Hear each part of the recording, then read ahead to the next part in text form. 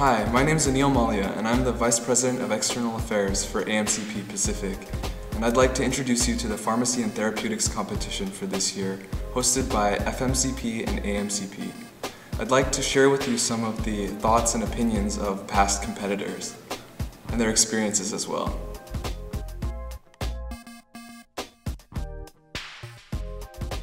That's a very important question, and it's a very important consideration to make because you will be spending a lot of your time and a lot of your efforts in trying to coordinate and trying to learn about the drug and also reading up on the drug. So on average, I spend about 3 to 4 hours a week over the duration of the competition, mostly on the weekends during on my free time when there's no quizzes or midterms coming up. But the main thing is that what I did was I had to allocate time. I had to really specify exactly what day and what time that I am going to work on the P&T competition. And I think that's really important as a pharmacy student because there's always quizzes going on and there's always midterms going on, and you just really need to allocate time for that. When you guys hear about the time commitment and how it requires work done over winter break, it's the big turnoff. But I definitely want to assure you guys that do not let that be a turnoff for you. Definitely, it's highly advised that you should do a lot of your preparation work over winter break.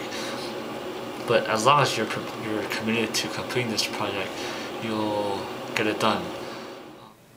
So, in terms of how much work it took, it was definitely time-consuming, but I think it was worth it, just because of all of the clinical knowledge that I gained.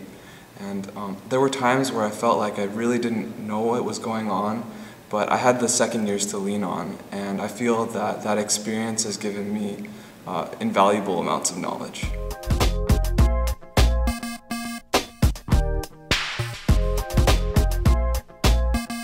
I think a lot of it is critical thinking in application to the healthcare setting. And what I mean by that is, as an undergrad, I used to read studies, as a requirement, and I didn't really know what I was reading. I would just regurgitate facts and just kind of rewrite it and paraphrase it. But during this competition, you really have to look into a lot more detail. I started looking at the data a lot differently. I started comparing what the researchers did compared to available national clinical practice guidelines and seeing what the differences were.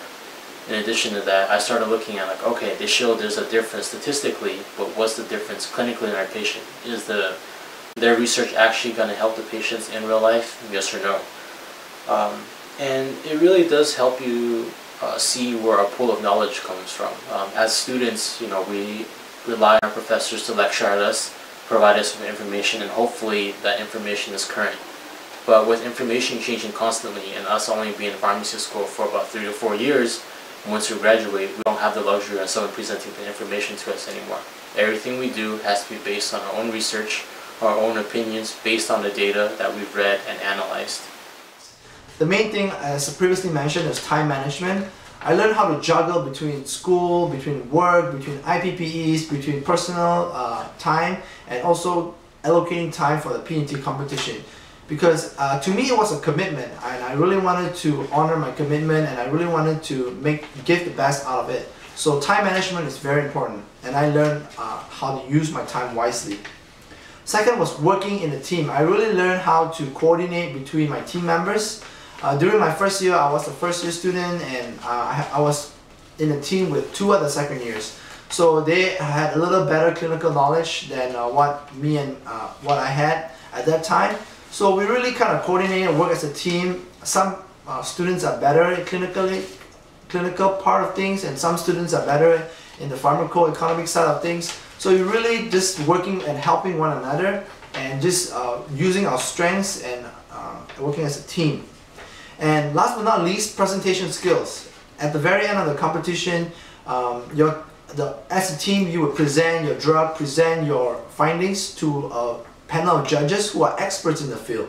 So one thing I would recommend, I would advise students is to always prepare. It's very important to prepare for a presentation. That's the best way you can give a really good presentation. If you really know what you're talking about, if you really know what you're about to present, then you can't really go wrong with that. So as a first year, you might not have as much knowledge in terms of clinical skills, but you will have the ability to research background information that the second years will need to do their literature evaluations. And that was my job last year. So I ended up editing a monograph and learning about a disease state that was helpful because I knew it before we had it in class. So in terms of that, it was very helpful for me.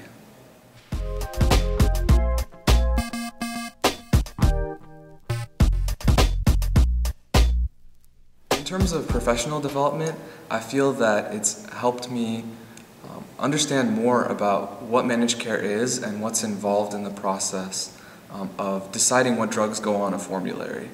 That's knowledge that's really helped me decide my career path in the future, and I think first years interested in getting into managed care should try and get into it as early as possible. Completing the P&T competition has definitely helped me for rotations, to say the least. I'm starting to see that the skills you kind of utilize and learn from doing the P&T is applicable in all fields of pharmacy. For example, right now on my AMCP rotations, one of the projects I'm helping out with is developing a criteria of use for Xopenex. And when I looked at the project and what I had to do, it seemed very easy because for the P&T, that was one component of what I had to do, developing sort of criteria of use for the medication last year. And then I also had friends on their hospital rotation. Some of the projects they had to do was to do a formulary review of a drug and present it to the hospital P&T committee. So it seems like no matter what field of pharmacy, whether you do AmCare, managed care, clinical, you'll utilize sort of like the same skill set, and that being kind of finding evidence to support your decision. As a student, it really did help me focus on school a lot better.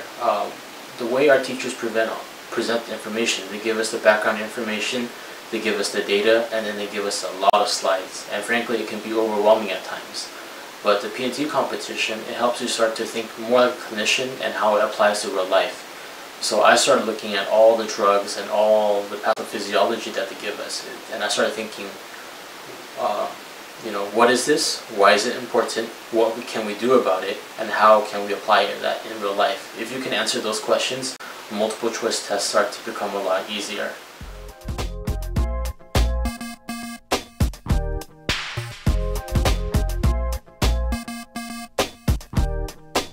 To me, the biggest success, the biggest key to success in this competition is to be passionate about it. You really gotta appreciate the whole idea behind it. Why do we learn about the disease state? Why do we learn about the drug? If we're gonna present or if we're gonna make a recommendation about a drug and make a stand about a drug, we really gotta understand why are we doing it. So the whole concept about the P&T competition, I was really passionate about it. To me, I really feel that what managed care pharmacists do makes such a big difference in the way we treat patients. So I was really passionate about it, and that really gave me the drive and the motivation to really work hard and to really just give it all I've got. You definitely have to have time commitment. You have to have the willingness to finish the project. Being able to finish the competition is considered a success already, in my opinion, because a lot of people start it, they realize how much work it is, they kind of drop out and they don't get to go through the whole experience. You have to have the ability to work in a team because you're working with 3 other individuals and you'll have to communicate very effectively. And lastly, you really just, to be able to succeed, you have to be able to ask yourself why this is important, answer it for yourself, and then be able to convince other people why you're right. Hi, my name is Matt Kamada. I'm the current AMCP-Pacific president, and also I'll be serving as the student P&T competition coordinator. Just in closing, I want to say thank you for watching the video, and also thank you to the interviewers, Robert Shirk, Eric Wee, Albert Longan, and Neil Malia, just for putting in their time for this. As president, I'm dedicated to just furthering the knowledge of managed care to our students. So I really would like to see you guys out there. If you have any questions about the competition, you can ask me or any of the board members. And hopefully we can just represent as UOP in San Francisco this year. So thanks for watching.